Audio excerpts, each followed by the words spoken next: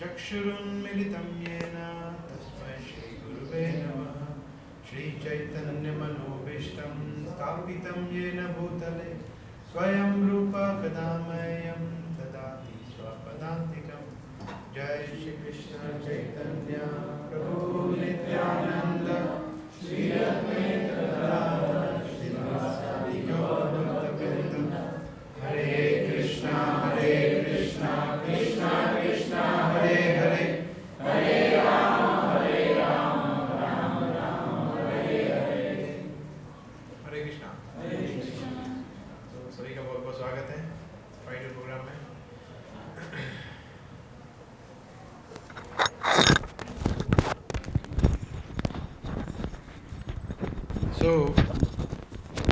जैसा हम सब जानते हैं आज का टॉपिक है थोड़ा विशेष है। अभी हम वैष्णव गुणों पे चर्चा कर रहे हैं। तो लास्ट 3 सेशन हम देख रहे हैं विनम्रता के ऊपर। विनम्रता, सो विनम्रता का एक जुड़वा भाई है, इसका नाम है सहिष्णुता, सहनशीलता। कैसे हम सहनशील बने, तो ये दोनों एक साथ चलते हैं, है ना। अगर कोई भक्त विनम्र है परंतु वो सहन नहीं कर सकता, तो वो विनम्र नहीं बन सकता। और जो भक्त विनम्र नहीं है वो सहन नहीं कर सकता, है ना। तो दो में से बाय वन गेट वन है ना। अगर आप एक गुण अर्जित करने का प्रयास करेंगे और दूसरा नहीं आएगा, so it will be a disaster, it will be a failure. So Vaishnav के 26 गुण भगवान गीता में बताते हैं, जिसमें से ये गुण बहुत ही मुख्य है, जिस चैतन्य महाप्रभु ने विशेष उस पर भार दिया है। कौन सा श्लोक है? त्रिणादपि, वर्ल्ड फेमस श्लोक है ना। इस्कॉन में जुड़ने के बाद सबसे ज़्यादा लेक्चर आपने सुने हो, सबसे ज़्यादा बार कोई श्लोक सुना हो तो ये श्लोक होगा, है ना। सो यस, बिकॉज ये एक वैष्णव, बताया गया वैष्णव के आभूषण है सहिष्णुता और विनम्रता। तो विनम्रता पर हमने कुछ डिटेल में चर्चा किया था 2-3 सेशन में। तो आज हम सोच रहे थे कि सहिष्णुता, सहनशीलता के विषय में थोड़ा चर्चा करेंगे ना। तो आप में से कोई बताएगा कि अच्छा, एक और पॉइंट है, आपको क्या लगता है कि हम लोगों को सहन करते हैं ज़्यादा या लोग हमें सहन करते हैं ज़्यादा? क्या लगता है? ऐसा है? ये बोलने के लिए बोल रहे हैं, वास्तव में ऐसा है? अच्छा ठीक है, तो नेक्स्ट क्वेश्चन है कि कौन कौन हमें सहन करता है? चलो बताइए। दिनेश प्रभु। हाँ, नज़दीकी लोग। हाँ, थोड़ा स्पेसिफिक बनिए, जैसे अलका माता जी। हाँ, स्पाउस, यस, है ना। वाइफ हमें सहन करती है। फिर हाँ, फैमिली और फ्रेंड्स। हाँ, यस, गुरु हमें सहन करते हैं। Very good point. और आप अगर जॉब करते हैं तो आपके कलीग्स आपको सहन करते हैं ना, मतलब कैसा बॉस मिला है अभी, क्या करे, जो है वो, यस यस, मुंह पे वो अच्छा आपको बोलते हैं, है ना। ये बहुत बड़े बॉस है विजय प्रभु, इज वाइस प्रेसिडेंट, है ना। तो इनके अंदर कितने सारे, इनके नीचे कितने सारे लोग काम कर रहे होंगे, मगर ज़रूरी नहीं है कि सब आपको पसंद करते हैं, हो नहीं सकता ऐसा, दैट इज़ नॉट पॉसिबल। तो वो लोग भी हमें सहन करते हैं, है ना। सो सबसे इम्पोर्टेंट चीज़ ये है हमें समझना कि लोग हमें ज़्यादा सहन करते हैं। तो अगर हम मानते हैं कि हम बहुत बड़े, अगर भक्ति जीवन की बात करें तो हम बहुत अच्छे भक्त बन गए हैं, है ना। तो एक भक्त को कौन कौन सहन करता है? अभी हम भक्त पे आते हैं, डिवोटी पे। क्या लगता है कौन कौन सहन करता है हमें?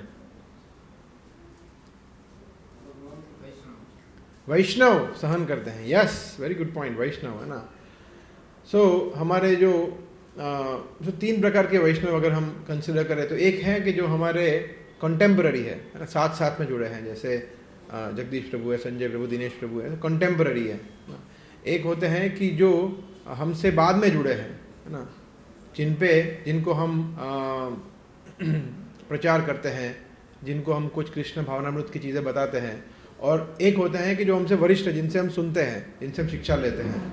सो ये तीनों हमें सहन करते हैं, लगता है आपको ऐसा? ऐसा होता है? यस, देखेंगे हम डिटेल में। सो कैसे? जैसे अगर कोई भक्त हमसे, देखा जाए तो जूनियर है फॉर एग्जांपल, है ना, तो हम जो भी उसको बोलते हैं, हो सकता है कि वो उसके लिए अभी रेडी नहीं हो, मगर हमें मुंह पे नहीं बोलता है कि नहीं प्रभु देखो ये अब बहुत ज़्यादा हो गया, वो फिर भी सुन लेता है ना। जैसे आप लोग अभी सुन रहे हैं, है ना, तो आप लोग सहन कर रहे हैं, है ना, ठीक है, तो सुन लेता है वो व्यक्ति, है ना, तो दैट इज टॉलरेटिंग। फिर हो सकता है कि फ्रेंड्स हो, है ना, तो कई फ्रेंड्स में तो हम देखते हैं, अभी हमने बातें किया है ना, जो कॉन्टेम्पररी है, एक समान स्तर पर है, तो एक दूसरे के साथ जैसे भी व्यवहार करते हैं उसमें हम देखते हैं कि काफ़ी सारी चीज़ें होती है जो नहीं करनी चाहिए, फिर भी हम गलती कर देते हैं। और दूसरा, हमारे जो वरिष्ठ भक्त सुपीरियर है वो तो सहन करते ही हैं, है ना, वो कितनी बार बोला हुआ है, फिर भी हम वही गलतियाँ करते हैं, हम आगे प्रोग्रेस नहीं करते, तो बट फिर भी वो ऐसा नहीं बोलते ना कि आप तो देखिए आप वेस्ट है, आप धरती पे बोझ है ना, आप क्या कर रहे हो, मतलब आप कृष्ण भक्ति के लायक ही नहीं, ऐसा कभी बोलते नहीं है भक्त, है ना, but they are tolerating. So most importantly हमारे आचार्य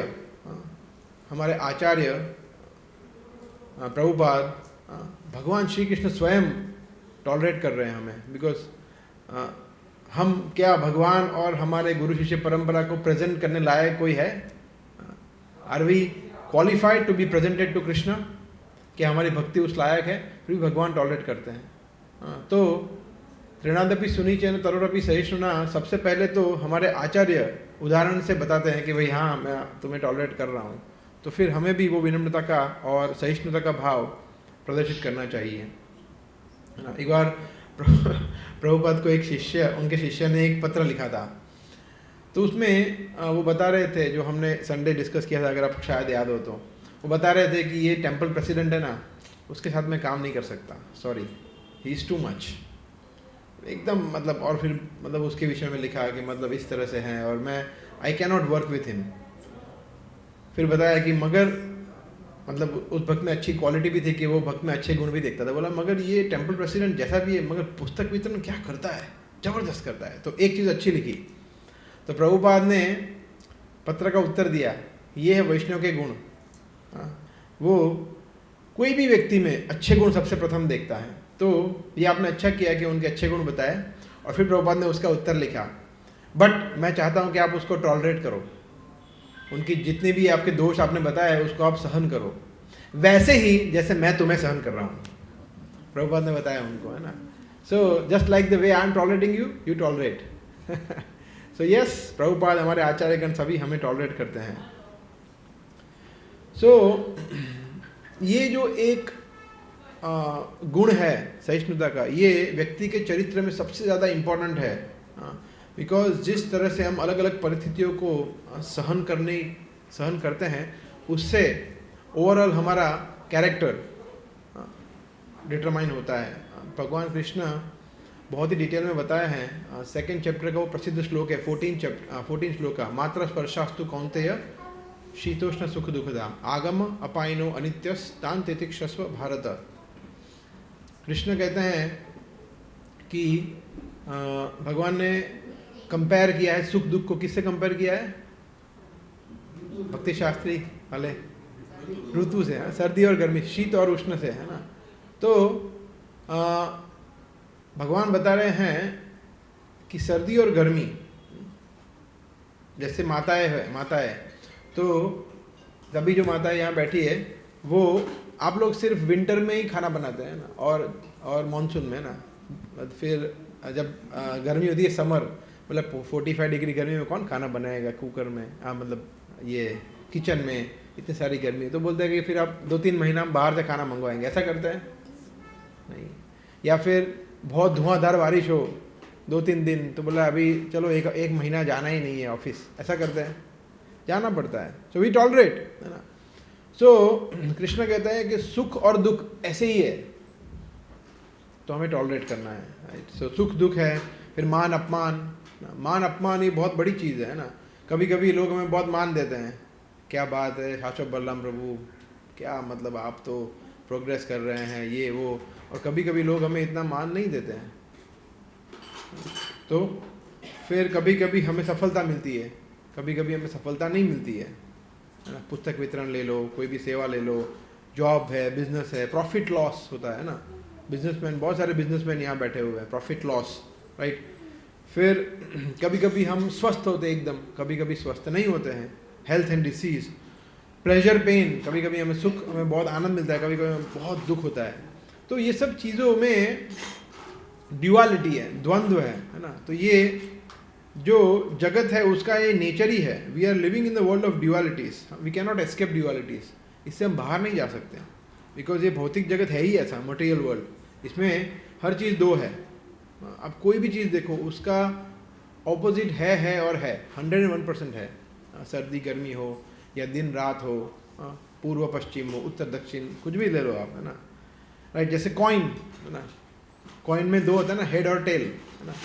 तो हेड के बगैर टेल नहीं है और टेल के बगैर हेड नहीं है ना। तो जब हम एक साइड को एक्सेप्ट करते हैं तो दूसरी साइड को एक्सेप्ट करना ही पड़ेगा, ऐसा।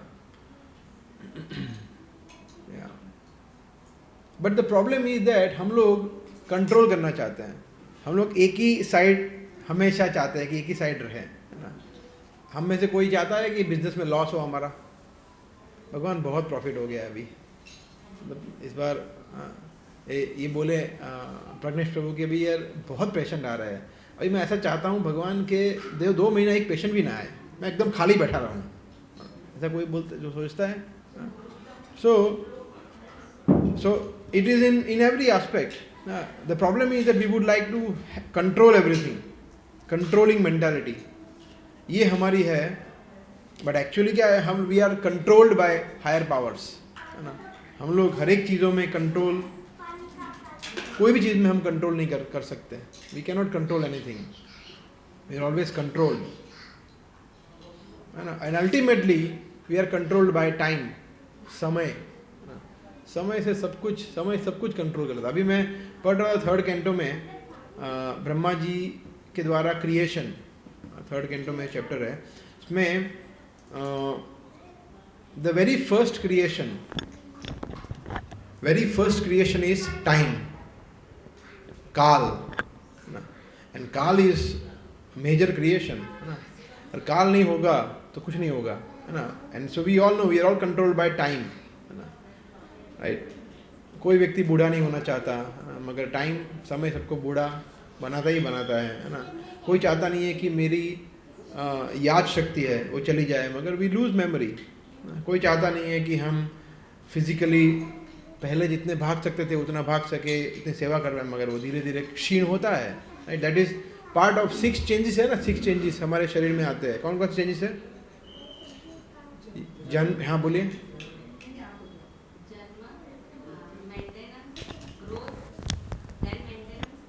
जन्म, ग्रोथ, मेंटेनेंस, हाँ बच्चे पैदा करना, फिर क्षीण होना और डेथ, ये 6 चेंजेस है ना। तो क्षीण होना, it is nature, by time everything will be dwindling. सब कुछ, चाहे हमारा धन हो, हमारी ब्यूटी हो, हमारी उम्र हो, हमारा हेल्थ हो, एवरीथिंग विल ड्विंडल। तो ये अगर हम समझ सकते हैं कंसेप्ट, तो हम धीरे धीरे सहन कर पाएंगे हर एक चीज़ों को, बिकॉज हम कंट्रोल नहीं कर सकते हैं, वी कैन नॉट कंट्रोल। कुछ लोग होते हैं जो बहुत मोटे होते हैं, कितना भी कर ले वो शरीर नहीं कम कर पाते। कुछ लोग बहुत पतले होते हैं, कितना भी खाए कितना भी करे, so that something is out of control. So we should tolerate. Krishna Arjuna को कह रहे हैं तान तितिक्षस्व, राइट। तो we are subordinate. So similarly honour dishonour, है ना, ये एक बहुत बड़ी चीज़ है ना। मान सम्मान, ये हमारा एक रोग है, हम सबको मान चाहिए। हम में से कोई व्यक्ति ऐसा है जो चाहता है कि लोग मेरा अपमान करें? कभी कोई नहीं चाहेगा ना, सबको मान चाहिए, है ना। कोई आपको, जैसे कोई ऐसा व्यक्ति है जो आपको 2-3 2-3 बार आपको बहुत मान दिया और तीसरी बार आपके सामने भी नहीं देखा, तो आप तुरंत बोलेंगे यार चेंज हो गया, कुछ गड़बड़ है, क्या हो गया? हमारा माइंड तुरंत उस दिशा में जाएगा, है ना। सो इट्स अ डिसीज, ये रोग है ना, कि हमें मान चाहिए। किस बात का मान? हमारा कितना है नाप? केशाग्रस्य शतभागस्य शतधा कल्पितस्य, बाल के अग्रभाग का 100वां भाग, उसका 1 भाग लो, उसका वापस 100वां भाग करो। ओहो, इतने बड़े हैं हम, किस बात का मान चाहिए हमें? अमानी ना। इसीलिए आप देखेंगे कि ये चारों चीज रिलेटेड है ना। What is the shloka? हाँ, तरोरपि सहिष्णु ना अमानी न मान देना। तो उसके बाद तुरंत आता है, बिकॉज हम सहनशील होते हैं, फिर देन वी कैन। तो first is to develop humility, विनम्र बनना, फिर उसके बाद सहनशील, और फिर अमानी ना, फिर मान देना। ये कनेक्टेड है सब कुछ। हाँ, और एक चीज है ना। तो एक चीज होता है अपमान को सहन करना, मगर हमें अपमान तो होगा ही, लोग हमारा अपमान करेंगे ही करेंगे, है ना। अपमान मतलब मुंह पे नहीं बोलेंगे, मगर आपके सामने देखेंगे नहीं, आपको उतना भाव नहीं देखें, आपको हरे कृष्णा नहीं बोलेंगे, है ना, आपको अवॉइड करेंगे, ऐसा लगेगा हमें, है ना। तो एक इसको सहन करना है ना, कुछ नहीं कर सकते उसमें, है ना, because that is not in our control. दूसरा भी है, लोग आपको बहुत सम्मान देंगे, श्री राम प्रभु क्या बात है, तुसी ग्रेट हो, ऐसा बोलेंगे। अति प्रिय प्रभु क्या आपके जैसा भक्त नहीं देखा। तो इसको सहन करना डिफिकल्ट है या इजी है? बोले इसको सहन क्या करना है, ये तो अच्छा है, इसको सहन थोड़ी करना है ना। कि बोलेंगे नीलिमा माता जी आप तो क्या प्रसाद बनाए, क्या बात है, आपके ऐसा प्रसाद कोई किसी ने बनाया नहीं। ये तो आपने क्या बनाया, सब्जी बनाया, सब्जी बेस्ट सब्जी आपकी थी, जबरदस्त। तो इसको सहन करना चाहिए, इसमें क्या सहन करने की बात है, इसमें सहन करने की कुछ है? Yes, that is even subtler thing, ये इवन और सूक्ष्म है, मान को सहन करना ना। नहीं तो हम कौन से झाड़ पे चढ़ते हैं? हाँ, तो वहां नहीं चढ़ना है। तो मान को सहन करना अपमान को सहन करने से ज्यादा मुश्किल है। It is even more difficult to tolerate honour than dishonour, है ना। और ये जैसे जैसे हम भक्ति में आगे बढ़ेंगे वो होगा, और जैसे वो होने लगेगा, वो नहीं कर पाएंगे हम, तो फिर हम अमानंद मान देने पे नहीं आएंगे, विनम्रता नहीं होगी। देखा ना, आप समझ सकते ना कितना इंटर रिलेटेड है, कि जैसे हम मान को सहन नहीं कर सकते, सॉरी ये वही ना, हाँ, मान को सहन नहीं कर सकते तो क्या होगा, फिर हम विनम्र नहीं बन पाएंगे। So it is so delicate thing. Yes, ये बहुत ही सुंदर श्लोक है 2nd चैप्टर में, वेरी वेरी नाइस श्लोक है, जिसमें 70वां श्लोक है 70। इसमें कृष्ण कहते हैं आपूर्यमाणम अचल प्रतिष्ठम समुद्रमाप प्रविशन्ति यद्वत् तद्वत् कामा यम प्रविशन्ति सर्वे स शान्तिमाप्नोति न काम कामी। वेरी नाइस श्लोक में कृष्ण कहते हैं आपूर्यमाणम अचलम अचल प्रतिष्ठम समुद्रम आप प्रविशन्ति यद्वत्। समझ सकते हैं आप, समुद्रम आप का मतलब क्या होता है, भूमिर अपो अनलो, आप मतलब आप पानी, है ना, और समुद्र मतलब समुद्र, प्रविशन्ति का मतलब है प्रवेश। तो नदी कहाँ पे प्रवेश करती है? समुद्र में प्रवेश करती है। आपूर्यमाणम, आपूर्यमाणम का मतलब है कि समुद्र हमेशा पूर्ण है ना, पूर्ण है, उसको कुछ चाहिए नहीं, इस सफिशिएंट वाटर। अचल प्रतिष्ठम, और अचल, अचल का मतलब क्या है, स्टडी है, अचल प्रतिष्ठम समुद्र में पर प्रविशन्ति यद्वत्, यद्वत् मतलब जिस तरह से, तद्वत् कामा, तद्वत् यद्वत् तद्वत्, यद्वत् मतलब जैसे तैसे, तद्वत् कामा यम प्रविशन्ति सर्वे, कामा का मतलब क्या है, इच्छा है, डिजायर्स, है ना, प्रविशन्ति सर्वे जो भी इच्छा है प्रवेश करती है, स शांति आपनोति न काम कामी, वैसे ही जो व्यक्ति बहुत सारी इच्छा है उसके मन में आती है मगर उसको एब्जॉर्ब कर लेता है, एब्जॉर्ब कर लेता है और उस पर एक्ट नहीं करता, तो वो शांति प्राप्त करता है। न काम कामी, ऐसा व्यक्ति नहीं जो जैसे ही इच्छा हुई तुरंत उस पर अमल करता है, वो नहीं शांति प्राप्त करता। वेरी नाइस श्लोक। इसमें उदाहरण किसका दिया है? भगवान ने? ये उदाहरण पूछते हैं ना, भक्ति शास्त्र में पूछते हैं, हाँ, नदी और समुद्र का, राइट। एक बार मुझे याद है, प्रभुपाद एक बार मॉर्निंग वॉक कर रहे थे तो, और समुद्र के किनारे, तो उन्होंने भक्तों को पूछा कि ये समुद्र स्टडी क्यों है, मतलब समुद्र अपनी सीमा से बाहर क्यों नहीं आता? हाँ, तो ऐसा प्रश्न पूछा तो सभी भक्त अपने अपने उत्तर बता दे रहे हैं। वो बोले कि बिकॉज भगवान के कंट्रोल में है। फिर कोई बता रहा है बिकॉज वो भी एक समुद्र देव है, ऐसा पर्सनालिटी, तो वो क्रिएट नहीं करता। So many other. प्रभुपाद ने बोला नहीं नहीं नहीं नहीं। फिर प्रभुपाद ने बोला because it is very deep. So और एक सिमिलरली सेम एग्जाम्पल से प्रभुपाद को एक प्रश्न पूछा था एक बार एक उनके शिष्य ने। उन्होंने बोला कि प्रभुपाद, हम कभी कभी देखते हैं कि भगवान का एक शुद्ध भक्त होता है, वो कभी कभी गुस्सा होता है, कभी कभी बहुत खुश हो जाता है, मगर हम तो देखते हैं कि वो तो स्थितप्रज्ञ होना चाहिए, है ना। तो वो इतना सीमिंगली हमें लगता है कि वो बहुत खुश हो गया, बहुत गुस्सा हो गया, तो शुद्ध भक्त हैं, तो वो वास्तव में उससे अफेक्ट होता है ना। तो प्रभुपाद ने क्या बोला, the consciousness of a pure devotee is very deep, कि उनकी चेतना बहुत गहरी होती है। It is like the ocean, same उदाहरण दिया प्रभुपाद, समुद्र की तरह। नियर द सरफेस देयर में बी वेव्स, हाँ, ऊपर क्या बहुत सारे हम देखते हैं ना, मोजे उठते हैं ना, बहुत सारे। But as you go down into the ocean you will find it that it is still, नीचे स्टडी होता है ना। तो जो एक शुद्ध भक्त होता है, स्थितप्रज्ञ है, जो सहन कर सकता है बहुत सारी प्रोवोकिंग सिचुएशन को, वो स्टडी रहता है। ऊपर से अगर आपको दिख जाए कि ठीक है वो कोई रिएक्ट कर दिया, मगर अंदर से उसकी चेतना अफेक्ट नहीं होती है, ये बहुत ही इंपॉर्टेंट है। प्रभुपाद यहाँ बहुत अच्छा उदाहरण दे रहे हैं।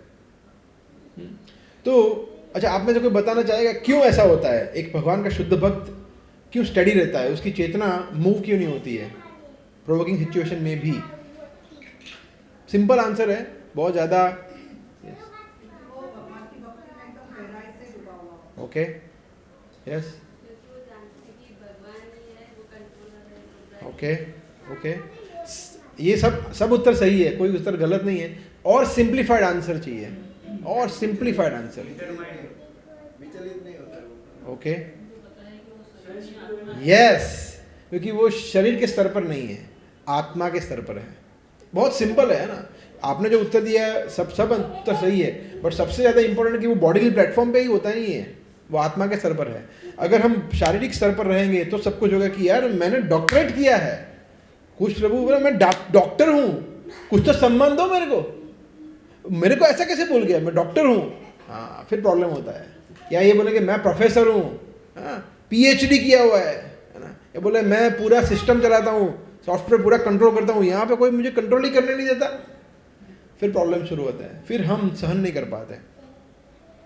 तो ये बहुत इंपॉर्टेंट है कि हम समझे कि हम कौन है, वास्तविकता में हम कौन है।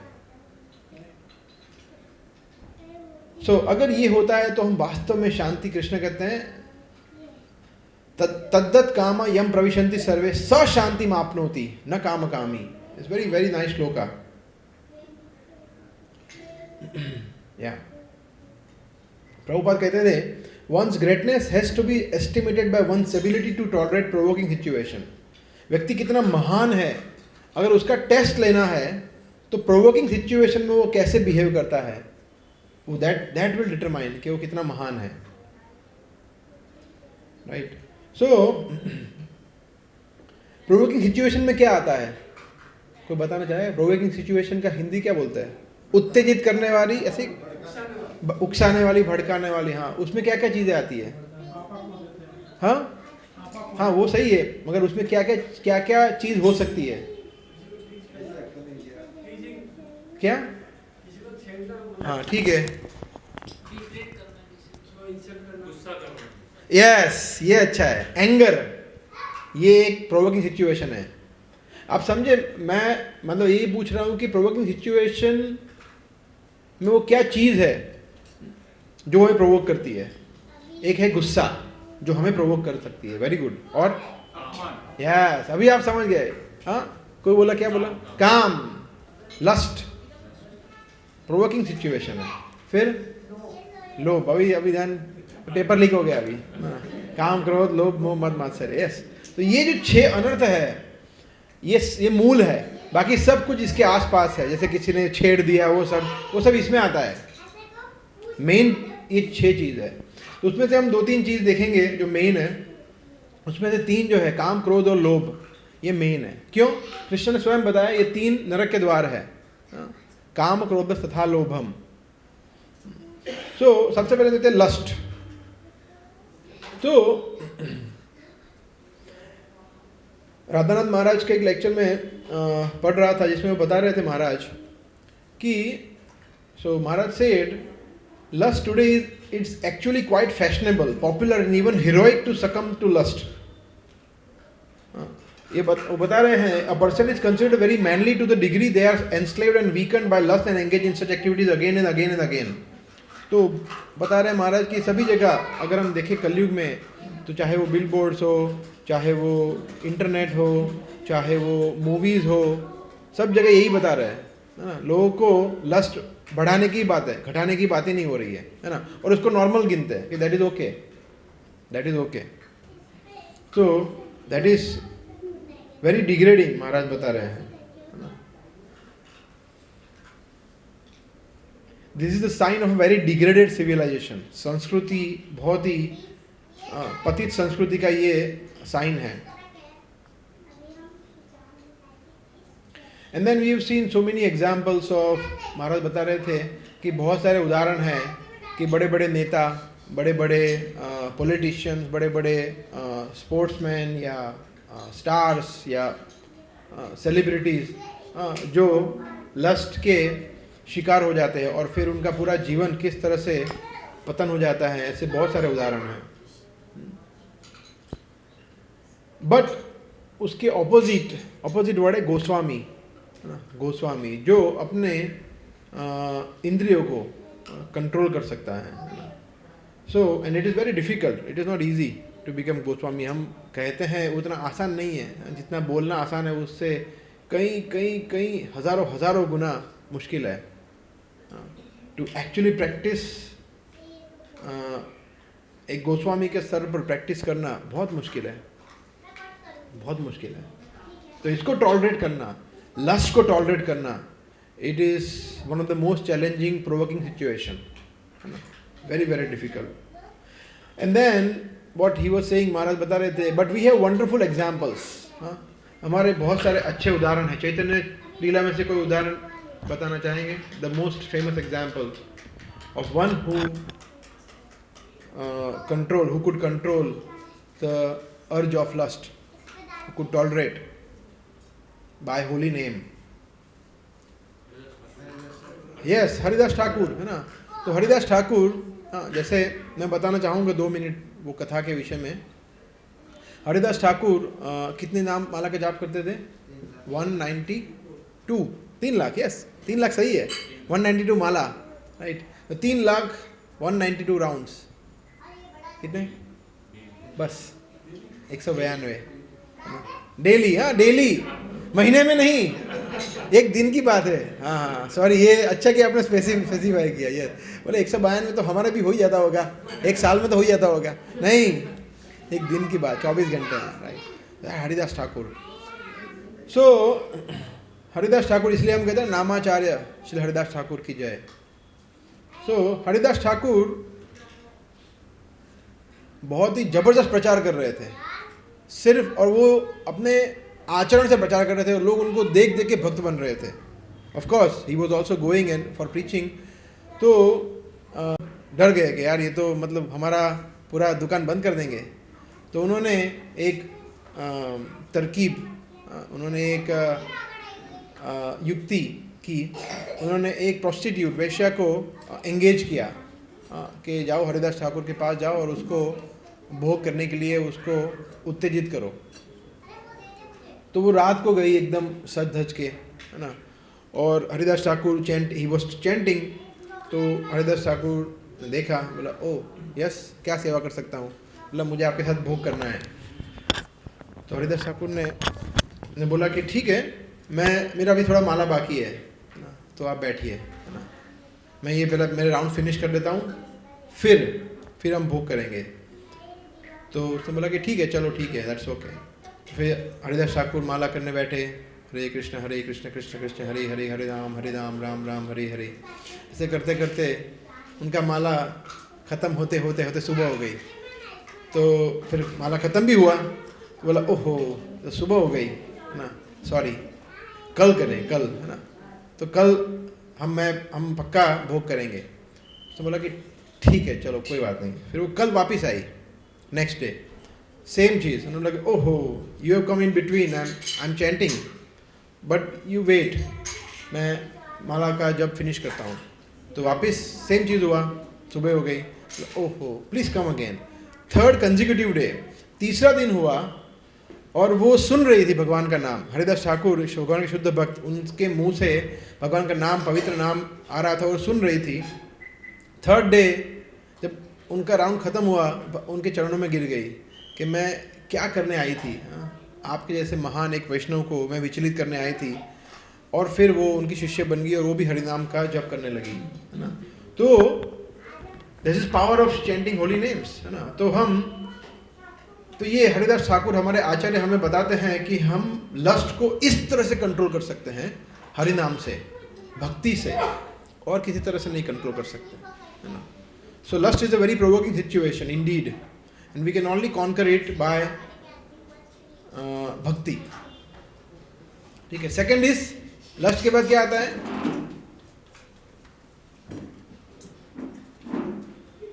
लस्ट के बाद क्या आता है? काम, क्रोध, लोभ। हाँ, पहले लोभ देखते हैं, है ना। काम, क्रोध, लोभ, ये तीनों एक दूसरे से जुड़े हुए हैं। जब काम सेटिस्फाई हो जाता है तो क्या होता है? और करना है, मतलब क्या हो गया ये? ग्रीड, है ना। लोभ हुआ ना, और चाहिए, और चाहिए। और कब काम सेटिस्फाई नहीं होता तो गुस्सा आता है। तो ये काम सेंटर है। Lust is the centre point of all these problems. अगर लस्ट को कंट्रोल कर लिया तो ग्रीड और एंगर को कंट्रोल करना इजी है, इफ लस्ट इज कंट्रोल। और लस्ट में सिर्फ काम वासना नहीं है, उसमें सभी एक्सटेंडेड मटेरियल डिजायर्स सम्मिलित है ना। सो ग्रीड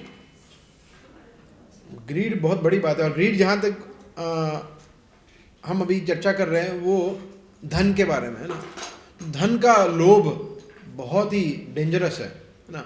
हम देखते हैं बहुत सारे हमारे इस्कॉन के जो स्पीकर्स है वो कॉर्पोरेट्स में जाते हैं या स्कूल्स में जाते हैं या कॉलेजेस में जाते हैं तो लेक्चर्स लेते हैं, है ना, how we can control greed, है ना। क्योंकि ये बहुत ही बड़ा रोग है ना।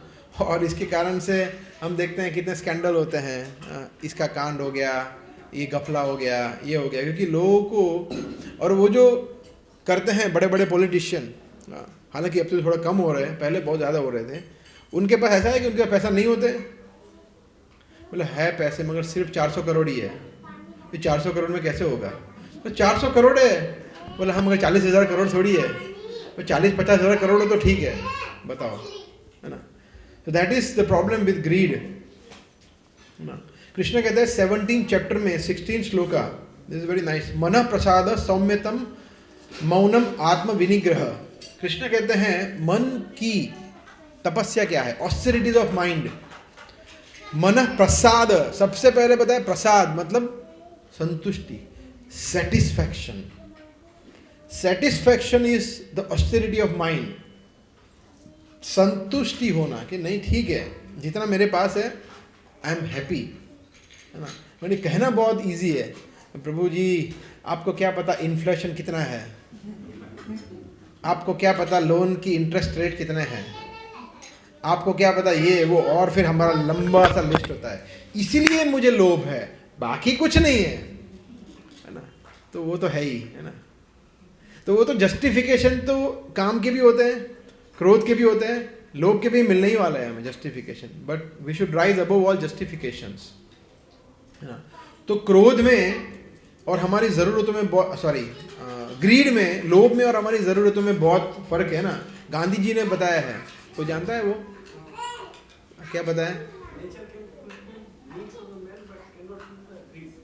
यस, मतलब गांधी जी बता रहे हैं, बहुत अच्छा कोट है गांधी जी का जो बताया है, in this world there is enough for everyone's need but not for the grid.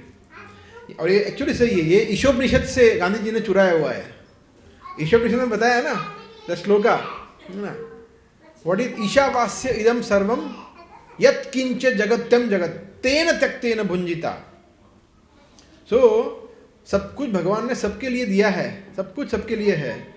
Gujarati में कहते हैं कीड़ी ने कण, हाथी ने मण, सब कुछ सबके लिए है. ये प्रभुपाद ये उदाहरण देते थे, है ना. प्रभुपाद यूज्ड टू से कि चींटी कितना खाती है ना. एक उसको अगर आप 4-5 शुगर के दाने दे दो, बोले ओहो फिस्ट हो गया, तो पेट भर गया. 4-5 शुगर के दाने, और हाथी 400-500 किलो खा जाता है, राइट. तो मगर एक ही स्पीशीज है जो संग्रह करती है. मतलब कल का क्या, वो है हम, है ना. दैट इज ग्रीड, क्योंकि हमारी ग्रीड खत्म ही नहीं होती, है ना. सो ये ग्रीड, तो ये टॉलरेट करना है, ग्रीड को टॉलरेट करना है. टॉलरेट करने का मतलब ये नहीं है कि हम दूसरों को टॉलरेट करें, भक्तों को टॉलरेट करें. सब outside we are not. See the most important aspects, जब मैं राधानंद महाराज का मैं क्लास पढ़ रहा था, तो मुझे एक बहुत बड़ा रियलाइजेशन हुआ पर्सनली. मैं अब तक समझ रहा था कि सहनशीलता का मतलब है कि हम हमारे बाहर की चीज़ों को सहन कर रहे हैं, मगर ज़्यादा इम्पोर्टेंट है हमारे अंदर की चीज़ों को सहन करना. हमारे अंदर जो शत्रु है उसको सहन करना और ज़्यादा आवश्यक है. अगर वो कर लिया तो बाकी चीज़ें ईजी हो जाती है. Actually it is like that I realize after Maharaj के लेक्चर को मैंने सुनने के बाद. वेरी इंपॉर्टेंट है ना. तो उसमें ये 3 मुख्य है, काम, क्रोध और लोभ. तो लोभ में ऐसा है ना, लोग चीट करते हैं, लोग झूठ बोलते हैं, लोग हत्या भी कर देते हैं, है ना. व्हील बनाते हैं क्योंकि भरोसा ही नहीं है ना. पहले ऐसा था 200 साल पहले व्हील बनाने का, है ना. बोला क्या गारंटी है आप मुझे आधा हिस्सा देंगे. ऐसा कुछ था ही नहीं. पहले विश्वास था, संतोष था. अभी ऐसा कुछ है ही नहीं. संतोष वगैरह क्या है? संतोष सिर्फ दिखता है एक जगह पे. कहाँ पे? पानी पूरी की लारी पे, संतोष पकौड़ी सेंटर, और कहीं नहीं दिखता है, unfortunately. So yes, we have to teach our children. हमारे बच्चों को भी ये सिखाना चाहिए. हमें स्कूल्स में सिखाते नहीं है ये सब चीज़ें, राइट. कैसे व्यक्ति को एक्चुअली ये हमारे कलयुग में ये दिखाया गया है कि वो क्या है, right, that anyway workaholic and, right, मतलब और ज़्यादा काम करो, कर लो दुनिया मुट्ठी में, ये करो वो करो, वो सब इवेंचुअली लीडिंग टू ग्रीड. सो इसलिए मन प्रसाद, कृष्ण स्वयं कहते हैं, वेरी नाइस श्लोका. कृष्ण कहते हैं सेटिस्फैक्शन, सिंप्लिसिटी, सौम्यत्वम, फिर ग्रेविटी, मौनम. ग्रेविटी मतलब चुप रहना, ऐसा नहीं है जो हमारा प्रजल्प नहीं करना है. मौनत्वम, आत्म विनिग्रह, सेल्फ कंट्रोल, एंड देन भाव संशुद्धि, प्यूरिफिकेशन ऑफ वंस एग्जिस्टेंस, तपो मान समुच्यते. ये इसको मन की तपस्या कहते हैं. Very nice shloka. 17 चैप्टर में बहुत ही सुंदर तरीके से भगवान बता रहे हैं अलग अलग तरीके से मन की तपस्या क्या है, वाणी की तपस्या क्या है, बुद्धि की तपस्या क्या है, अलग अलग तरीके बता रहे हैं कृष्ण. सो ग्रीड इज वेरी इंपॉर्टेंट. और ग्रीड से अगर छुटकारा पाना है तो हम तभी कर सकते जब हम समझ सकते हैं हमारा वास्तविक धन क्या है. वास्तविक धन क्या है हमारा? तो वास्तविक धन $US है, इंडियन रुपीज़ नहीं है ना. जब हम समझते हैं तब हम इंडियन रुपीज़ से मोह छूट जाता है हमारा, और हमारा मोह केंद्रित होता है $US पे. ऐसा नहीं. वास्तविक धन है प्रेम धन, गोलोकेर प्रेम धन, हरि नाम संकीर्तन. जब भगवान के नाम के प्रति हमारा लोभ होगा, कृष्ण कथा के प्रति हमारा लौल्यम होगा, तब धीरे धीरे हम इस लोभ से छूट पाएंगे. वरना मनी. अभी एक कोट था ना प्रभुपाद का, as soon as you are alone you think of, yes, money and woman, है ना. सो लस्ट एंड ग्रीड दोनों इससे रिलेटेड है इस तरह से. और जब हम ये समझते हैं कि प्रेम धन भगवान एकमात्र हमारी संपत्ति है, एकमात्र वैष्णव, एकमात्र भगवान का नाम, एकमात्र कृष्ण कथा, भक्तों का संग, ये हमारा एक्चुअली संपत्ति है. जब हम वास्तव में समझते हैं, और ये मैंने देखा है बहुत सारे भक्त ऐसे हैं जो वास्तव में इसको रियलाइज किए हुए हैं. ऐसा नहीं कि ऐसे भक्त शास्त्रों में दिखते हैं, ऐसा नहीं है, यहाँ पे भी है. यहाँ पे भी हम देख सकते हैं ऐसे भक्तों को, है ना. सो जो कि हमारे आचार्य जन तो है ही, उसके अलावा हमारे कंटेम्पररी वर्ल्ड में भी ऐसे बहुत सारे वैष्णव है जो मैंने देखा है बहुत डिटैच्ड होते हैं. They still donate 50% of their earning. 50%. इसको कहते हैं डिटैचमेंट, इसको कहते हैं सहन करना, ग्रीड को सहन करना. ग्रीड तो है हर एक के अंदर है, मगर उसको सहन कर रहे हैं. वो नहीं चाहिए, नहीं चाहिए.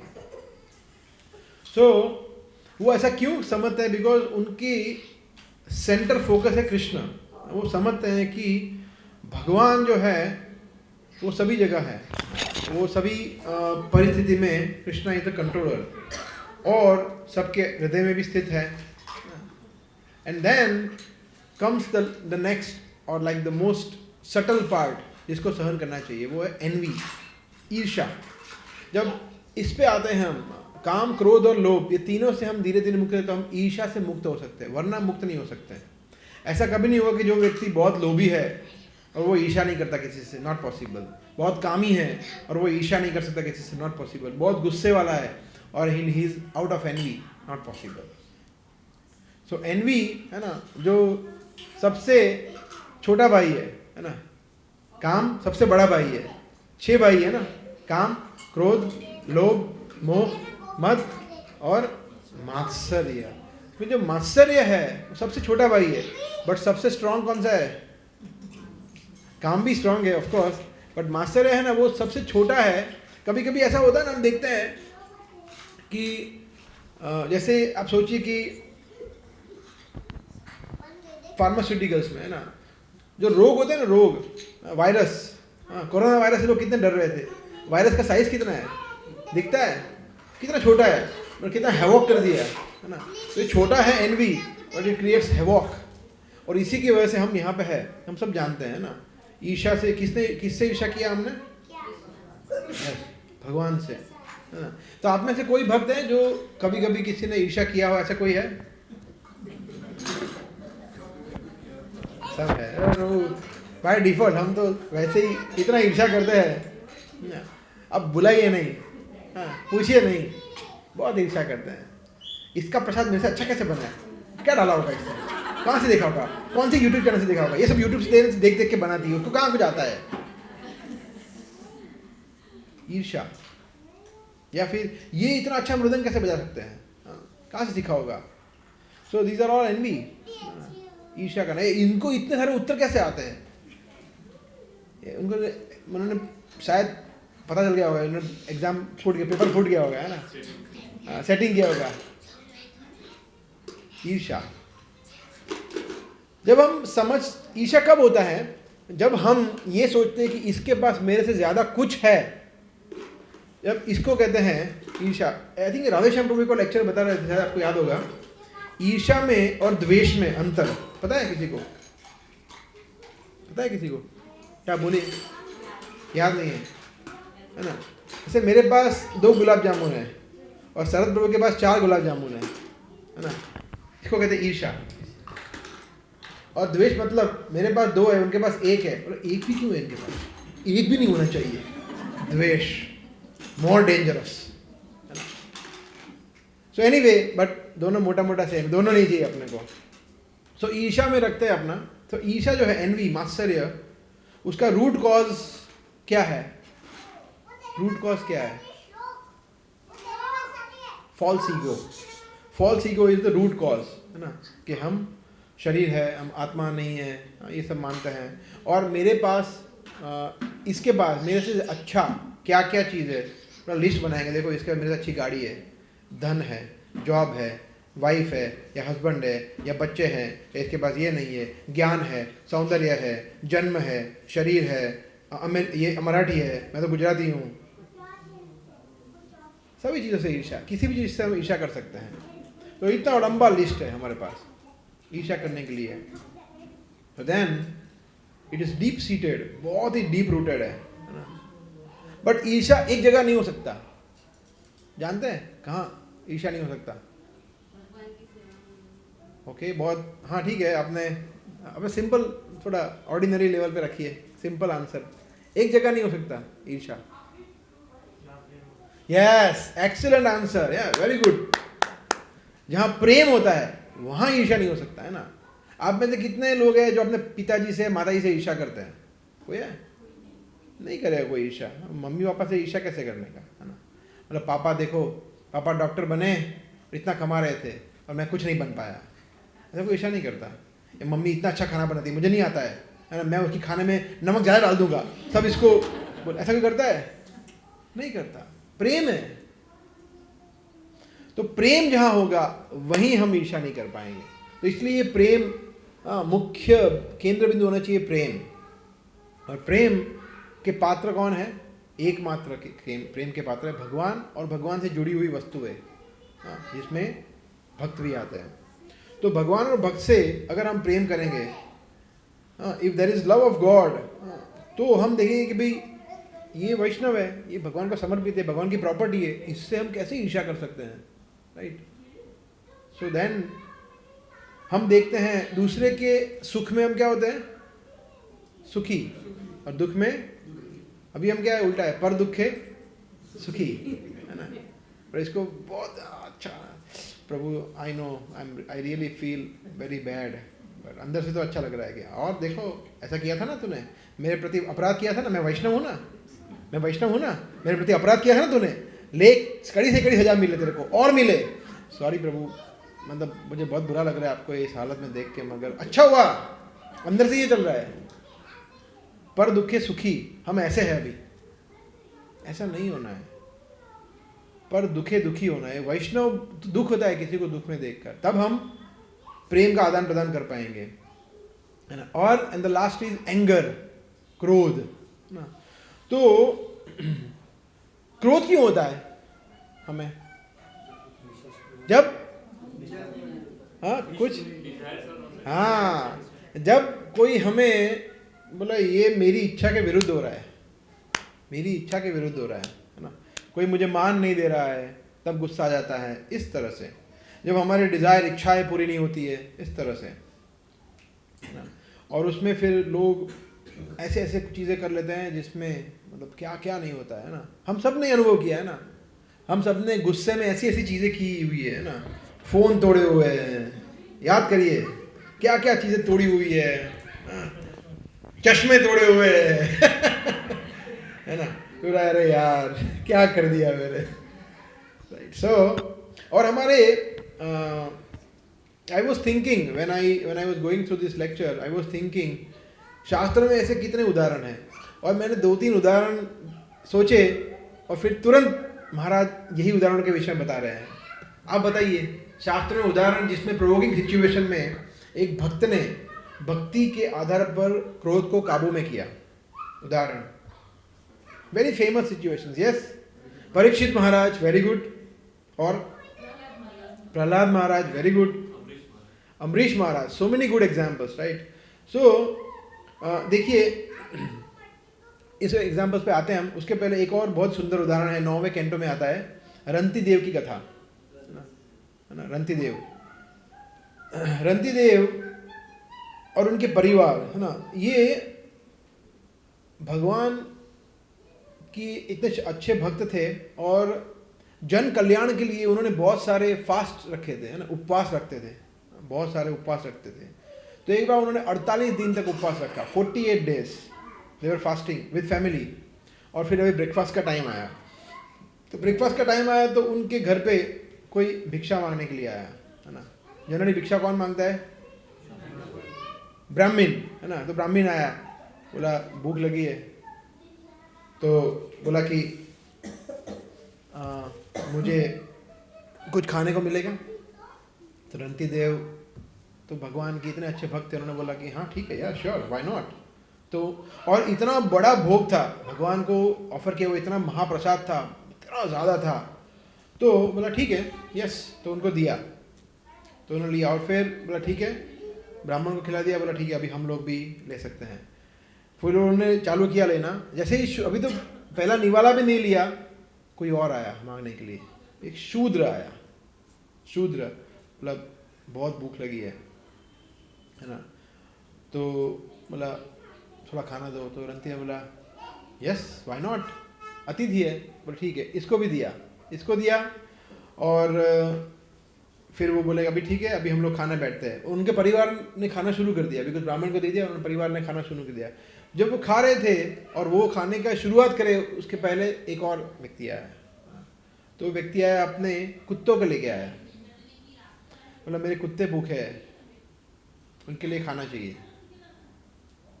तो भी कुछ बचा ही नहीं था, उनके परिवार ने भी ऑलमोस्ट खा लिया था, वो इतना ही बचा था। बोला ठीक है ले लो। तो everything was given in charity. 48 दिन फास्ट रखने के बाद एवरीथिंग वॉज गिवन। तो बोला ठीक है अभी क्या बचा है, बोला पानी बचा है। तो ठीक है पानी तो भी, और हाँ फास्टिंग मतलब विदाउट वाटर, हमारे जैसा फास्टिंग नहीं, मोरैया साबुदाना ऐसा नहीं। सो जब वो पानी का घूंट पी रहे थे, तब एक चांडाल आया। चांडाल का मतलब जो कुत्ते का मांस खाता है, डॉग ईटर, वो आया। बोला कि बहुत प्यास लगी है, मैं मृत्यु की शैया पे हूँ, अगर मुझे पानी नहीं मिलेगा तो मैं मर जाऊँगा, please give me some water. ठीक है, तो सब पानी पिए। और वो रंती देव ऐसी हालत में, सोचिए 48 डेज अगर पानी नहीं पिया तो रंती देव वो स्वयं अपने प्राण दे देंगे।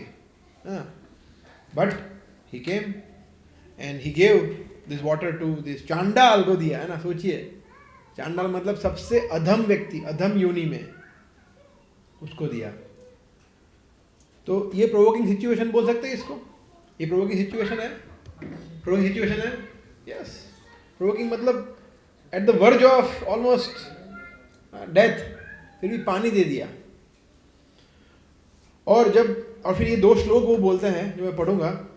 रंती देव with folded palms prayed, I do not pray to the supreme personality of Godhead for the 8 perfections of mystery। मतलब वो भगवान से प्रार्थना करते कि हे भगवान, मुझे अष्टांग योग की सिद्धि नहीं चाहिए, मुझे जन्म मृत्यु से मुक्ति नहीं चाहिए, मुझे सिर्फ ये चाहिए कि मुझे आप सब दुख दे दो, और ये जो भी कष्ट पा रहे हैं जीव, उनका उद्धार करो।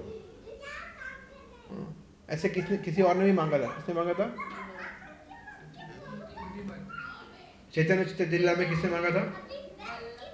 वासुदेव दत्त ना। सो और फिर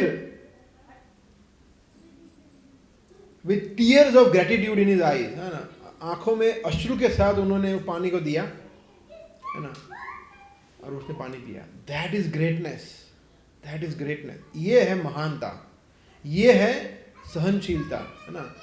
हमारी सहनशीलता हमें पता चलती है पांडव निर्जला एकादशी में, कम से कम उसमें सबसे ज्यादा हम घड़ी को देखते हैं। 17 मिनट है, अभी 15 मिनट बाकी है, या अभी 10 घंटे बाकी है, या अभी चलता रहता है ऐसा। तो यहाँ पे देखिए, फिर उसके बाद वो जो भी ब्राह्मण थे, शूद्र, चांडाल, वो सब देवता बने। एक्चुअली देवता थे जो परीक्षा लेने आए थे। उन्होंने बताया कि हम दुनिया को बताना चाहते थे कि महानता किसको कहते हैं, आपके जितना महान कोई नहीं है। तो we wanted to prove this to the world, that's why and you have proven this. So जैसे बताया महाराज परीक्षित, है ना, तो महाराज परीक्षित ने क्या हुआ था, उनको प्यास लगी थी, समीक ऋषि के आश्रम में गए, और उन्होंने पानी मांगा, पानी नहीं दिया। उन्होंने एक मरा हुआ सर्प था उनके गले में डाल दिया, है ना। और फिर श्रृंगी, उनके जो पुत्र थे, उनको अपने ब्राह्मण के तपोबल से पता चला कि किसी ने ऐसा किया मेरे पिताजी के साथ। उन्होंने मतलब इतना घोर श्राप दे दिया कि 7 दिन में सर्पदंश, है ना, और यू विल बी फिनिश्ड। तो पता चला जब फिर स्वामी कृष्ण उनके पास गए, बोला कि इस तरह से गलती हो गई है, सॉरी, आप तो राजा है ना, आप तो भगवान के प्रतिनिधि है, बहुत बड़ी गलती कर दी इस मूर्ख ने, है ना, बिना सोचे समझे। तो परीक्षित महाराज ने क्या किया, सैनिकों आक्रमण, ऐसा किया, उसको छोड़ेंगे नहीं श्रृंगी को। वो कर सकते थे, है ना, वो कर सकते थे, या फिर वो अकेले भी जा सकते थे, कुछ नहीं किया उन्होंने। या वो सामने रिटर्न कर्ज भी कर सकते थे, भगवान के भक्त थे, वो भी सामने श्राप दे सकते थे, है ना। मगर उन्होंने क्या किया, उन्होंने इसको अपॉर्चुनिटी को यूज़ किया, ये अच्छा अपॉर्चुनिटी है भगवान के पूर्ण शरणागत होने का। तो प्रभुपाद अपने तात्पर्य में बताते हैं काफ़ी जगह पे कि भगवान का एक भक्त होता है, वो हर एक परिस्थिति को एक अपॉर्चुनिटी बताता है भगवान की सेवा करने के लिए, है ना। जैसे हम लोग चर्चा कर रहे थे जयपुर श्रीनाथ जी कैंप में, आप में से कौन आए थे जयपुर श्रीनाथ जी? नहीं, जयपुर श्रीनाथ जी नहीं, we were discussing in Jaipur Shrinath ji camp, yes. So इसमें अरेश प्रभु बता रहे थे राधानाथ महाराज का एक बहुत ही प्रसिद्ध कोट, है ना, जिसमें महाराज बता रहे हैं कि अभी जो सिचुएशन में हम हैं वो हमारी भक्ति के लिए बेस्ट है, इससे बेस्ट कुछ नहीं हो सकता, है ना। मतलब पैसा ही नहीं है, बेस्ट है। मतलब बहुत सारे पैसे है, बेस्ट है। मतलब मैं पढ़ा लिखा नहीं हूँ, बेस्ट है। मतलब मैं PhD किया है, बेस्ट है। Everything is best, do now. भक्ति करने के लिए अब टाइम है। पैसा नहीं है, पैसा कमाऊंगा नहीं, पढ़ा लिखा नहीं हूँ, पढ़ने के बाद करूँगा नहीं, वॉट एवर इट इज। ये शादी नहीं हुई, शादी के बाद करूँगा भक्ति नहीं, ये शादी हो गई है, सन्यास के बाद करूँगा भक्ति नहीं, ऐसा भी नहीं। अभी जो भी आश्रम में है, जो भी एज में है, जो भी प्रोफेशन में है, बेस्ट है भक्ति करने के लिए। सच ए नाइस रियलाइजेशन जो महाराज बता रहे हैं। तो महाराज परीक्षित ने उसको सहन किया, श्राप को सहन किया, है ना, टॉलरेट। उन्होंने अपने क्रोध को सहन, उनको भी क्रोध आया होगा, क्रोध को सहन किया। नहीं, क्रोध नहीं करना है, that is okay. So it is very very nice, है ना। सेम वे जैसे बताया अमरीश महाराज, दुर्वासा मुनि, हम सब जानते हैं। दुर्वासा मुनि ने और वो तो उन्होंने कुछ नहीं किया, बोला क्रोध नहीं किया। अमरीश महाराज भी वो उसका युद्ध, अमरीश महाराज वो उसको मार नहीं सकते थे, राक्षस को। हाँ, वो पूरे पृथ्वी के राजा थे, वो मार सकते थे, उन्होंने कुछ नहीं किया, राइट, बिकॉज वो ब्राह्मण के प्रति अपराध नहीं करना चाहते थे, दुर्वासा मुनि के प्रति। सो उन्होंने जब क्षमा याचना की दुर्वासा मुनि ने, तुरंत क्षमा कर दिया। ये भी एक बहुत अच्छा गुण है। अगर हम सहन कर सकते हैं तो क्षमा कर सकते हैं, नहीं तो हम क्षमा नहीं कर सकते, है ना। सहन नहीं किया तो क्षमा नहीं, ये तो सही है ना।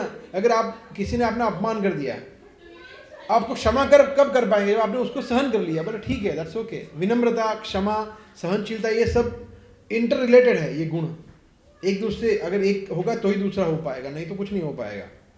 तो क्षमा बहुत ही बड़ी, युधिष्ठिर महाराज को जब प्रश्न पूछा था ना, तो उन्होंने बताया क्षमा से बड़ा गुण कुछ नहीं है, उन्होंने बताया था। ऐसे जीसस क्राइस्ट, प्रभुपाद ने कितने सारे उदाहरण दिए जीसस क्राइस्ट के। बेस्ट एग्जाम्पल क्षमा का, है ना। कोई आपको मार रहा है, उनको क्षमा कर दिया, बोला ठीक है, उनको पता नहीं है, O lord, they do not know what they are doing, please forgive them. Jesus Christ highest example. तो चैतन्य महाप्रभु ने हमें बताया है ये श्लोक, है ना, तरोरपि सहिष्णुना। तरोरपि, तरोर का मतलब क्या है? तरु, तरु का मतलब वृक्ष, है ना। तो कौन बताएगा वृक्ष से ज्यादा सहनशील का मतलब क्या है? वृक्ष किस तरह से सहन करता है, क्या क्या चीजें सहन करता है एक वृक्ष? सर्दी, गर्मी, धूप, हाँ, फल ले लेते हैं, बोला लो जितने चाहिए उतने लो। वो एक लेंगे तो दूसरा देंगे। हाँ, फिर पत्ते लेते हैं, है ना, तुलसी महारानी, हालांकि वो तो विशेष है, मगर और भी पत्ते अगर आपने कोई ले लिए, है ना, या घास तोड़ा, है ना, बोला ठीक है, कोई बात नहीं, काट देते हैं, है ना, फिर छाया देते हैं, है ना, वृक्ष, है ना। So yes, that is tolerance, है ना। तो हमें कितना सहनशील बनना है? वृक्ष जितना है, वृक्ष जितना, शायद ठीक है, वृक्ष जितना तो जरूर ईव भी चलेगा ईव भी होगा तो भी चलेगा, जरूर अभी नहीं, है ना। बट यस, सिद्धांत है कि वृक्ष से ज्यादा सहनशील बनना है ना। तो कुछ भी हो जाए, नथिंग, मान अपमान, सुख दुख, सर्दी गर्मी, वृंदावन जाएंगे हम लोग, कितना टेम्परेचर होगा श्री राम प्रभु वहाँ पे? 45, 46, है ना? कोई कंप्लेन आई होप कोई नहीं करेगा, सहनशीलता। प्रभु इतनी गर्मी देखो, एसी नहीं चल रहा है, और रिमोट कहाँ है? रिमोट नहीं मिल रहा है, 15 मिनट से रिमोट नहीं मिल रहा है, 15 मिनट हम गर्मी को सहन नहीं कर सकते। ओहो, तरोर अपी सहिष्णुना। और रोज गाते हैं ना हम शिक्षार्थक में, वही व्यक्ति जो रिमोट के लिए चिल्ला रहा है, बोला हरेश गोविंद प्रभु कैसा मैनेजमेंट है हर्ष बलराम प्रभु, 15 मिनट से रिमोट हमारे हसीने में, फिर नेक्स्ट डे जाएगा बोला तरोर अपी सहिष्णुना अमानी। तो ये प्रैक्टिकल हमें उतारना है हमारे जीवन में, सर्दी गर्मी, मान अपमान, प्रॉफिट लॉस, प्लेजर पेन। सो ये कब होगा? जब हमारा फाउंडेशन है ना, जैसे हम एक इमारत बनाते हैं है ना, तो उसका फाउंडेशन अगर अच्छा होगा तो इमारत अच्छी बनेगी, है ना। फाउंडेशन अगर ठीक ठाक होगा, गड़बड़ होगा तो फिर गया। तो हमारा फाउंडेशन इज सस्टेनेबल फाउंडेशन होना चाहिए हमारा। Our integrity, our character makes our foundation, है ना। तब हम जाकर ये सब चीज़ों से हम लड़ पाएंगे। और ये चीज़ें रोज़ होने वाली है, ऐसा नहीं होगा कि भाई देखो दीक्षा लेंगे उसके बाद सब कुछ करेंगे, ब्राह्मण दीक्षा के बाद देखेंगे, या फिर 16 माला पहुँचेंगे उसके बाद ये सब श्लोक हमारे पर लागू होते हैं, उसके पहले नहीं। या देखो हमने तो अभी दीक्षा ले ली है, ये पहले वालों के लिए है, हमारे लिए थोड़ी है ये सब। ये पूरी लाइफ चलने वाला, रोज़ 24 आवर्स ही चलने वाला ड्यूअलिटी, बिकॉज हम लोग इसी में है, मटेरियल वर्ल्ड में ही है। चाहे वो सन्यासी हो, चाहे वो गृहस्थ हो, कोई भी आश्रम में हो, चाहे वो ब्राह्मण हो, क्षत्रिय, वैश्य, शूद्र, कुछ भी हो, चाहे बिजनेसमैन, चाहे हाउसवाइफ हो, हर एक व्यक्ति ये ड्यूअलिटी में है ना। राधेश्याम प्रभु का एक मैं क्लास सुन रहा था, इस पे वो बता रहे थे कि जैसे ही हम ये मेजर 3 शत्रु है ना, जो है ना शत्रु है ना, ये एनिमी है ना, जब एनिमी आता है तो हम किसको बुलाते हैं जनरली? अगर कोई शत्रु आ गया तो हम किसको बुलाएंगे? नहीं, लीगली किसको बुलाएंगे? कोई शत्रु हमारे साथ आ गया, आर्मी तो नहीं प्रभु, पुलिस है ना, आर्मी पुलिस, ठीक है, टाइम बिंग पुलिस पुलिस में चलते हैं, तो पुलिस को बुलाएंगे, ठीक है। तो वो बता रहे थे पुलिस कौन है हमारे लिए, पुलिस कौन है? जब हम इस शत्रु से घिरते तो हमारे लिए पुलिस है, हमारे आचार्य, जो आचार्य वो हमारे पुलिस है, वो बचाते हैं इस सब से। तो we should call out to Prabhupada, call out to our guru, call out to our acharya. वैष्णव भजन गा सकते हैं इस तरह से, है ना। And then one more thing which he was mentioning, which I also like very much, कि ये जो प्रोवोकिंग सिचुएशन है जिसको हमें सहन करना है, उसका ड्यूरेशन कितना होता है तो बताएं? 2-3 साल, क्षणिक, है ना। जैसे खुजली हो रही है ना, खुजली कब तक होएगी? को ठीक है, सहन करेंगे तो वो थोड़े दिन में बैठ जाएगी, है ना। खुजलाते रहेंगे तो फिर वो तकलीफ होगी, है ना। तो इट्स लाइक इच, जब तक हम खुजलाते रहेंगे तो वो होगा। उसको अगर हम सहन करेंगे, है ना, इच को सहन करेंगे, खुजली को, तो हम धीरे धीरे ठीक होंगे, है ना। उस पर ऑफकोर्स उसको दवाई करेंगे, दवाई खाएंगे, टॉपिकल करेंगे, मगर उसको खुजलाते रहेंगे तो नहीं होगी ठीक, है ना। तो जो भी ये प्रोवोकिंग सिचुएशन, ग्रीड है, लस्ट है, उसकी जब खुजली होती है उसको हम खुजलाएंगे तो कुछ नहीं होने वाला है ना। And then last, what also I liked in that lecture was tolerating one's opinion. This was very deep, ना, है ना, कि हमारे खुद के ओपिनियन को हमें टॉलरेट करना है ना। मतलब मैं जो बोल रहा हूँ वही सही है, नहीं ये गलत है, इसको टॉलरेट करना है। कि हम जो डिसाइड किया है वो सही होता है ना, सही होगा ना, उसमें क्या है? नहीं, हम गलत हो भी सकते हैं, इसको सहन करना है कि यस हम गलत हो सकते हैं, है ना। हम गलत ही होते हैं हर जगह, अगर हम हमारे मन से कार्य करें तो। अगर हम शास्त्र के अनुरूप, वैष्णव आचार्यों की शिक्षाओं के अनुरूप, अगर गीता और भागवत में शास्त्र की शिक्षाओं के अनुरूप कार्य कर रहे हैं, then we can not be wrong, तो हम कभी गलत नहीं हो सकते। मगर अगर हम वर्तते काम कारत, अपने मन से करेंगे तो हम हमेशा गलत ही होंगे। इसको टॉलरेट करना है ना। अर्जुन ने टॉलरेट किया था इसको, अपनी मन की इच्छाओं से कार्य करने को टॉलरेट किया था। अर्जुन को करना क्या था? भिक्षा मांगनी थी। बोला मैं भिक्षा मांगूंगा, ये सब नहीं करूंगा, वो युद्ध नहीं करना है अपने को, है ना। अर्जुन ने ऐसा बोला। कृष्ण ने बोला, फिर लास्ट में अर्जुन ने बोला करिष्ये वचनम तव। अर्जुन को करना था, मगर फिर भगवान ने बोला नहीं, देखो इस तरह से है, पूरा समझा दिया, 18 अध्याय गीता पूरा समझाया। फिर अर्जुन ने बोला कि नहीं, मेरी इच्छा क्या थी? मेरी इच्छा थी कि युद्ध नहीं करनी थी, नहीं, मैं उसको टॉलरेट करूंगा, उस इच्छा को सहन करूंगा कि मुझे भगवान की इच्छा के विरुद्ध नहीं जाना है। तो ये सम एंड सब्सटेंस है। इसका सम एंड सब्सटेंस क्या है, सार क्या है, कि हमें भगवान की इच्छा के विरुद्ध जाने की हमारी जो इच्छा है उसको टॉलरेट करना है। That is very deep, which I also heard in that lecture, very deep. कि हमारा मोस्टली हमारा प्लान होता है वो भगवान की इच्छा के विरुद्ध ही होता है। चाहे वो यूट्यूब हो, ट्विटर हो, इंस्टाग्राम हो, ये हो, फलाना ढिमकाना जो भी हो, या फिर कुछ जो भक्तों ने बोला नहीं है वो करना हो, what ever it is, but वो उसको टॉलरेट करना है। और भगवान की, प्रभुपाद बताए, डोवटेल करना है भगवान की और वैष्णव की शिक्षा में डोवटेल करना है, भक्ति में डोवटेल करना है।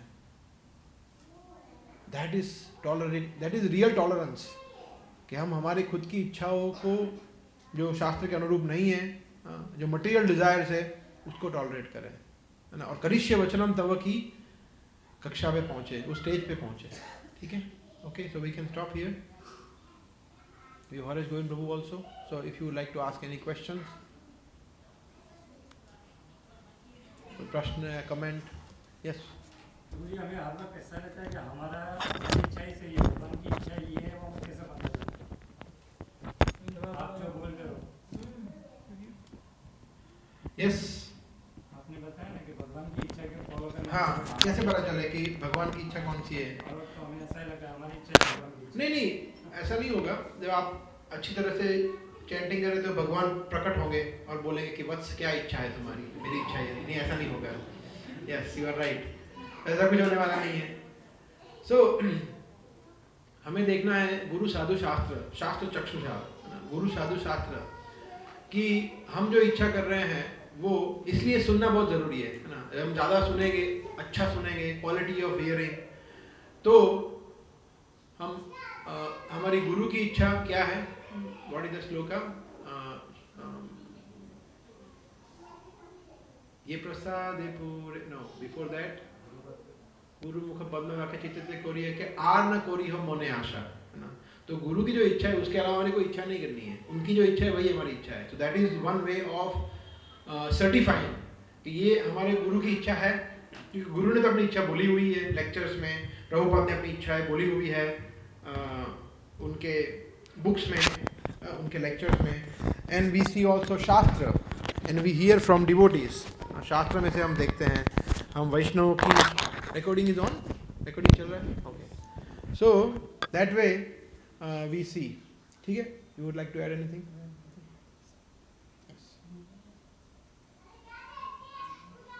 और कुछ कोई रियलाइजेशन शेयर करना चाहते हैं, कोई सहनशीलता पे? आपने किसी भक्त में देखा हो सहनशीलता का? मैं एक उदाहरण देना चाहूँगा। इस होलीनेस भक्ति रसामृत महाराज के विषय में मुझे बता रहे थे एक भक्त कि एक बार वो भक्त, मुझे याद नहीं उनका नाम, एक बार ही मैं मिला था यहाँ पे, वो आई थिंक चौपाटी या जुहू से थे। सो मुझे बता रहे थे कि मतलब महाराज का सहनशीलता का मतलब ग्राफ क्या है। मतलब एक बार एक भक्त ने, उनका हाथ यहाँ पे दरवाजे पे था और एक भक्त ने दरवाज़ा बंद कर दिया, उनका हाथ पूरा दरवाजे के अंदर आ गया कंप्लीटली, है ना। And it remain there for few seconds. फिर महाराज ने बोला कि हरे कृष्णा, इस तरह से मतलब Hare Krishna if you can please, और पूरा ऐसे मतलब सूझ गया, पूरा ऐसा हो जाता ना ऐसा। महाराज ने एक शब्द भी नहीं बोला। दैट इज, क्या बात है, सहनशीलता, वाओ। तो ये है सहनशीलता, है ना। हमारा ऐसा हो तो मतलब एक तलवार लेके आओ, इसका तो मैं आज खून कर दूंगा। So yes, this is very good. Yeah, so I would like Bharat Kundabu to answer this question. Please, please, please, please. Yeah, they would like to hear you also. हाँ बोली बोली.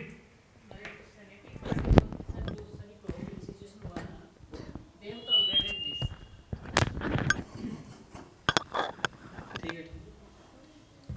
बट फाइनली जब उनको मौका मिला opportunity मिला तो फिर फाइट किए. भगवान कहे मतलब भगवान के हिसाब से हो या जो फाइट किए उनको मारे. तो इनको हम ऐसे देखेंगे कि प्रोवोकिंग सिचुएशन को टॉलरेट किए, वो अपॉर्चुनिटी के लिए वेट किए. जैसा हमें प्रोवोकिंग सिचुएशन को कहते हैं टॉलरेट करना, पांडवस भी बहुत सारे टॉलरेट किए, उनके साथ बहुत सारे इंसिडेंट्स हुआ टॉलरेट किए थे. बट जब उनको अपॉर्चुनिटी मिला तो वो युद्ध किए और उनको मार दिए.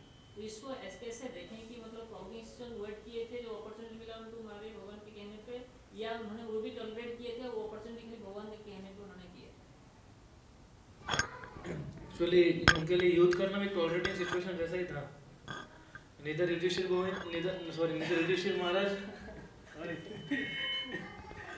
युधिष्ठिर गोविंद हो गया मेरे कम्युनिकेशन के हेड है.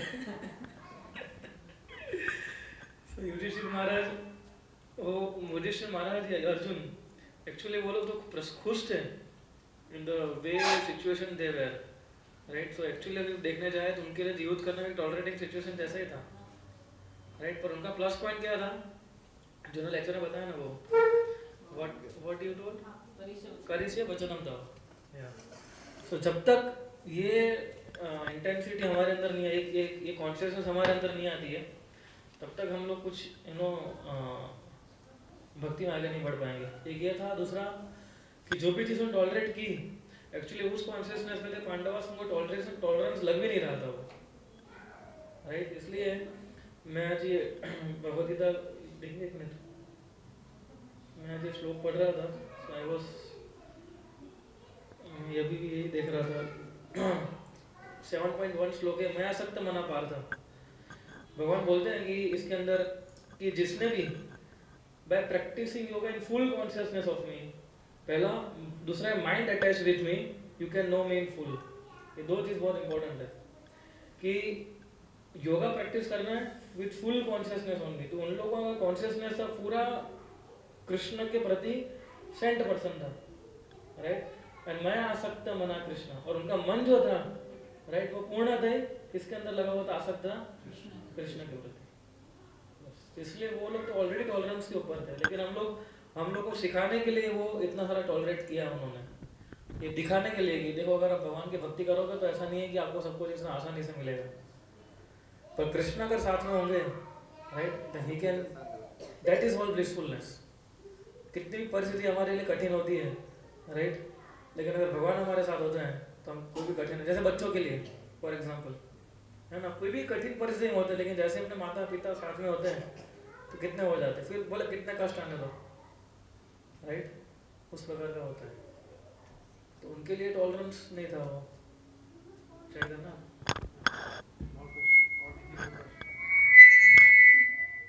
अभी परीक्षित महाराज का भी जो हमने सुना, तो परीक्षित महाराज को जब श्राप मिला तो उन्होंने वो सहन किया, वो क्रोधित नहीं हुए. लेकिन पहली बार जब उन्होंने ऋषि से पानी मांगा उन्होंने नहीं किया, तो फिर वो क्यों क्रोधित हो गए, मतलब क्यों सांप के गले में डाला. Nice question. सो पहले उन्होंने किया तो उसके दो आंसर एक्चुअली माता जी. एक तो अगर वो क्रोधित नहीं हुए होते तो भागवत हमें मिलता नहीं. This is the prime reason actually. मतलब वो भगवान की इच्छा थी ऐसे. हाँ, वो ये प्राइम रीजन एक्चुअली कि अगर उन्होंने क्रोध नहीं किया होता, राइट, तो फिर आज शायद हमें भागवतम नहीं मिलता, राइट. और दूसरा था कि कलयुग को भी एंटर होना था. कलयुग को भी एंटर होना था. तो कलयुग जो था वो कैसे आया था. कलयुग नॉर्मली पैसों से और उस प्रकार से आता है. तो उसमें पैसे थे नहीं तो क्या था, गोल्ड था, राइट. तो कलयुग को भी तो कहीं से एंटर होना था. तो कलयुग entered with in his helmet. उस प्रकार से उन्होंने उस प्रकार का बिहेव किया, राइट. इसलिए हर एक बार एंड देन आफ्टर देखो भक्त का एक तीसरी चीज ये भी सिखाते हैं.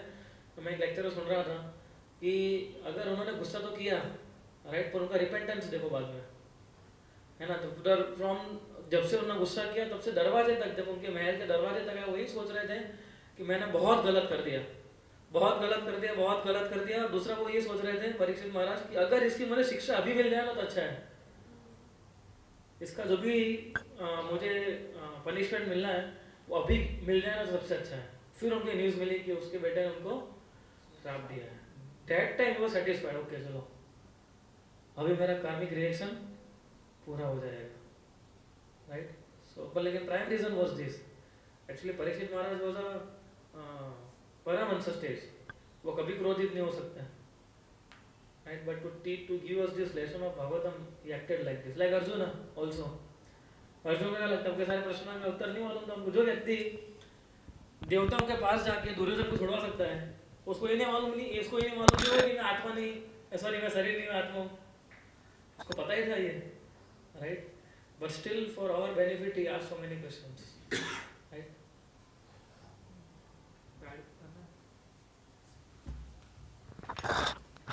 ये जो आप बता रहे हैं ना परीक्षित महाराज का, ये बहुत सारे लोगों को ये प्रश्न होता है।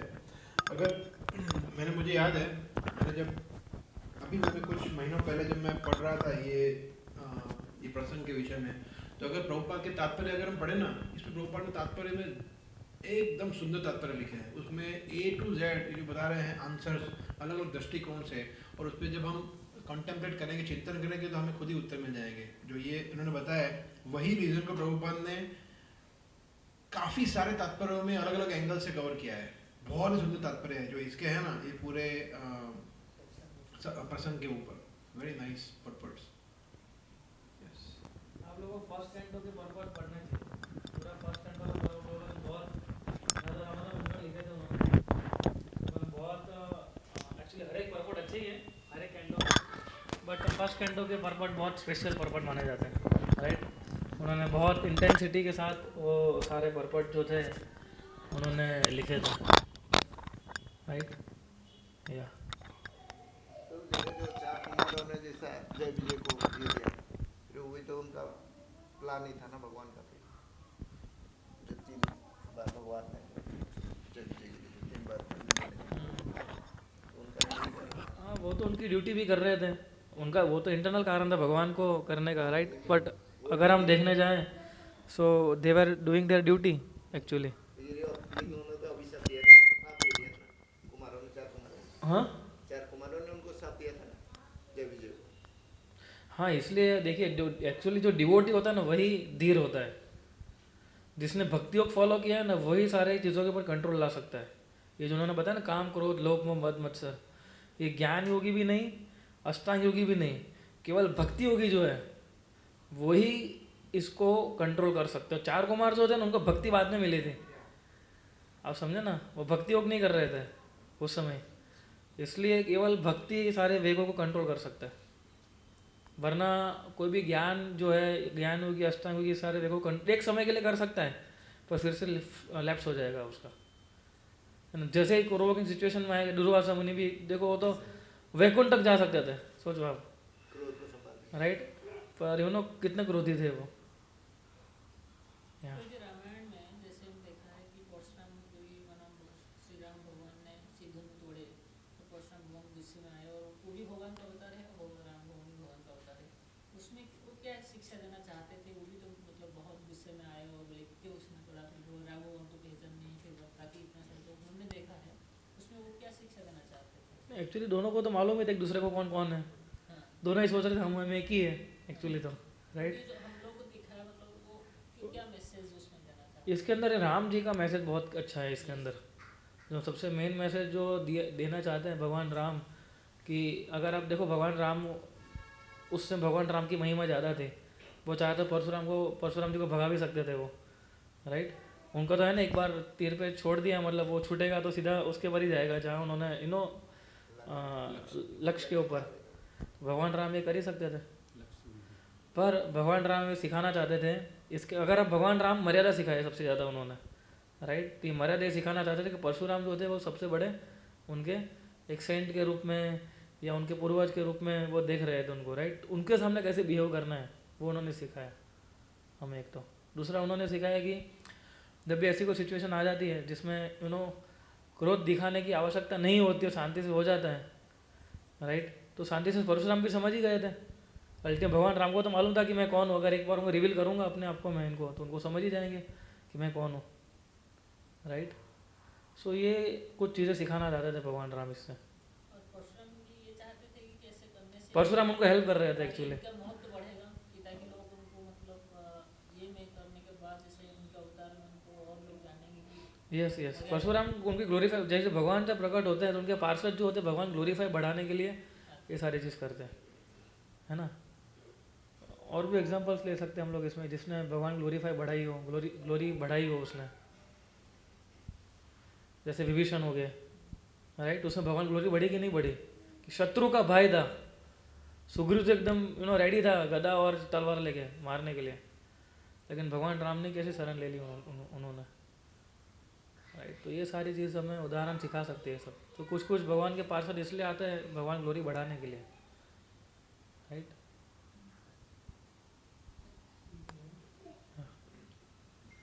थैंक यू वेरी मच, आपका बहुत बहुत आभार। We have one